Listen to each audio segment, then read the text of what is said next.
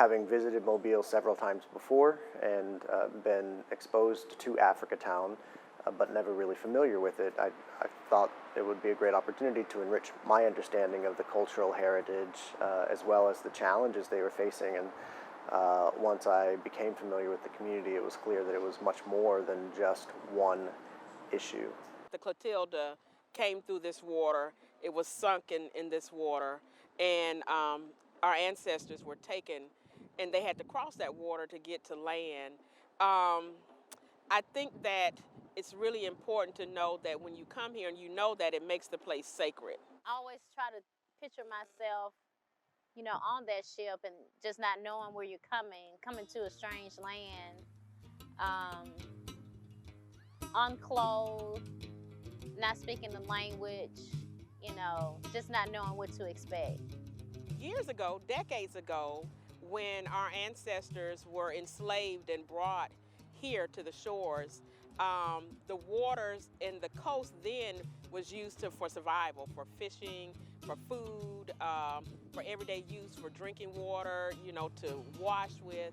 And over the decades, we've watched how industry has come in and has taken that away from the community and from the people. International Paper built its first paper mill in the Africatown community in the late 20s.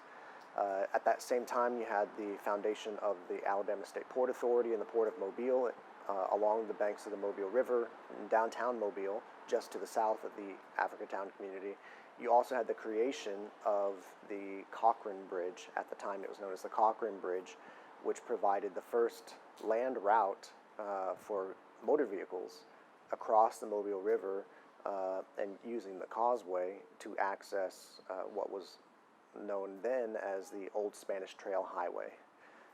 And so to connect Mobile in that way was very significant for the movement of people. Prior to that, it was all by ferry across the bay or the river. So that part of Mobile became the through point for traffic that was eastbound and westbound. It was also heavily trafficked by timber industry, bringing logs from upriver to the Mobile area for processing. You had processing facilities, you had paper mill facilities, you had timber treatment facilities, all operating in that area. With the development of the petrochemical industry during the lead up to and after World War II, you saw a rapid expansion of the paper industry in the area and the founding of International's chemical division headquarters. The area became rapidly industrialized in proximity to the port.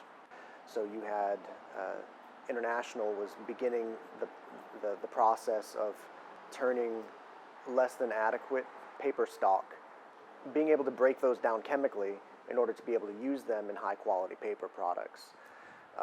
The Mobile facility in Africatown was at the forefront of International Paper's efforts revolutionizing the paper industry worldwide. So the headquarters of their chemical division being located in this community was highly significant. The residents that are around today, the elders that have been leading the environmental movement in the community, remember growing up in that period, and they remember very vividly ash falling from the sky, landing in their gardens, landing on the clothes on the clothesline, to such a detrimental effect that school would actually let the kids be released when the ash would fall in order that they could go home and help their moms get the clothes off the line and clean up whatever needed to be cleaned up so that the community could function at all. Okay, well, growing up, there was International Paper Company, there was Scott Paper Company, Bemis Bag Mill, and depending upon which way the wind blew, as to how the ash would come down in the neighborhood, on the cars, the clothes, if they had been washed, and you would look and you see the wind blowing and the ash coming, you would run out, grab the clothes from the line. Brown spots would get on your clothes, and you would have to rewash the clothes. And at that time, we did not have a washing machine. We had the rub board.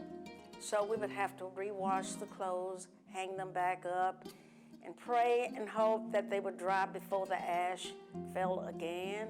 because every time the ash fell on the clothes, if they were out, they had to be re-washed. You could not, because if you didn't wash or re-wash them, all these brown spots would be over them.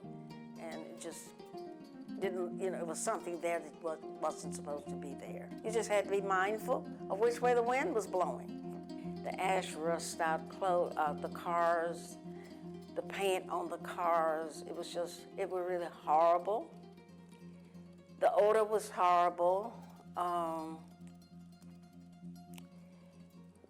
And International and Scott also had car washes that you could go through at any point in time to wash your cars. And even washing your cars even daily or 3 or 4 times a day, the cars still rust out. And I just feel that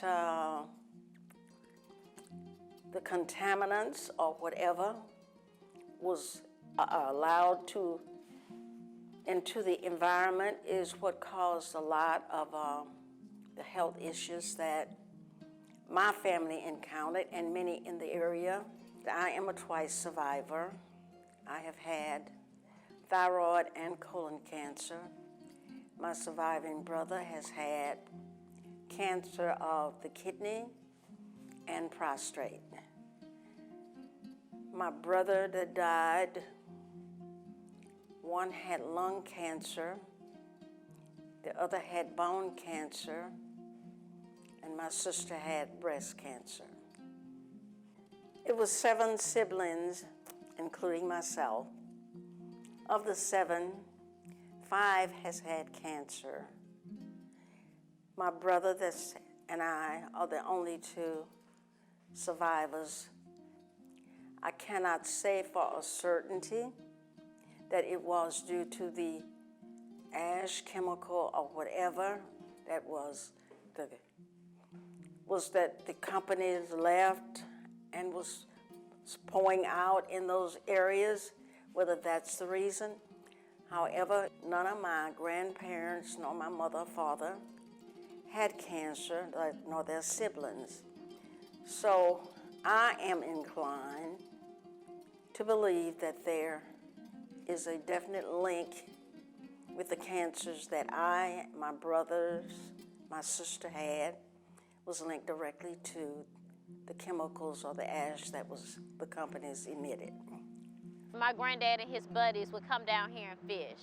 She didn't really need much, but fishing was one thing he loved to do. And on Saturdays, him and his buddies would just gear up and come on out here and fish. In a recent administrative action taken by the Alabama Department of Environmental Management, what was then known as Gulf Scotch Lumber Company, they were told by the Alabama Department of Environmental Management that they were contaminating 3 Mile Creek with arsenic. Gulf Scotch Lumber lawyered up and did its own environmental testing and conceded that yes, their property, which is within the Africatown planning area, that their property was indeed contaminated with those heavy metals, but they argued that the old Hickory Street landfill, which was a municipal landfill on 3 Mile Creek to the south, was actually the responsible entity or the responsible source of contamination. What's significant about this back and forth is that you have not only a state agency, but also an existing industrial facility, basically both admitting very clearly that there is dangerous levels of heavy metals in 3 Mile Creek. What you also have right at the point at which Gulf Scotch Lumber discharges its wastewater into 3 Mile Creek, that exact point is also an informal fishing spot. You can go down there almost any day of the week and find mostly black people from the Africatown community or the immediate area fishing there and intent to eat what they catch. It's sad because when I think about crabbing and fishing, that's like livelihood. Sometimes I think it's industry over health. Industry over the people, but the people need this. They need, you know, this is just so nice for the area that where I'm from. People can actually come here and fish and crab. The issues affecting water quality in and around the Africatown community are really, really important. Primarily because the Africatown community is surrounded by water on 3 sides. What I would consider a responsible reaction from state agencies would be to put signage up that would explain the risk, or at least offer places where people could go for more information about the risk to inform themselves so they could make wise choices about whether or not to eat what they can catch for free, or for relatively cheap out of these water bodies, when we know that there are lots of informal fishing spots in the area, and that we actually, in fact, want to encourage that relationship to the water because it's traditional. It's just of grave concern to many of us when we see people fishing, not knowing, are those the people that will be eating the fish, or are they taking those fish home to be fed to people who really shouldn't be eating them? With living here, we always know that there's a place where you can come to visit the water. Some people, they have to travel miles and miles, but it's right here. So we should take care of this place. Don't throw trash out here. Keep it clean because it's important to the area. Our waterways are not really here for us. And so the Blue Way Connection is trying to reconnect. We're putting things in so that people will be able to come back to the waterways and be able to reconnect as their ancestors did. The National Park Service Rivers, Trails, and Conservation Assistance Program has been working in Africatown for about 3 years. The Mobile County Training School Alumni Association applied for technical assistance from the Rivers, Trails, Conservation Assistance Program.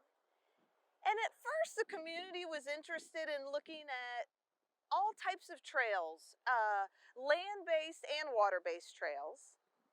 And they wanted to connect some historical and cultural points of interest in the historical neighborhoods of Africatown. When we started to work with the community, it became clear that it was important to connect a place called Africatown USA State Park and the historical neighborhoods of Africatown. The Blue Way Connection is all about reconnecting the people in the community to the water. And as African Americans, our heritage, and when we go back to the coast of Africa, water has always been integral in our communities. The future of this is going to be awesome. I'm all into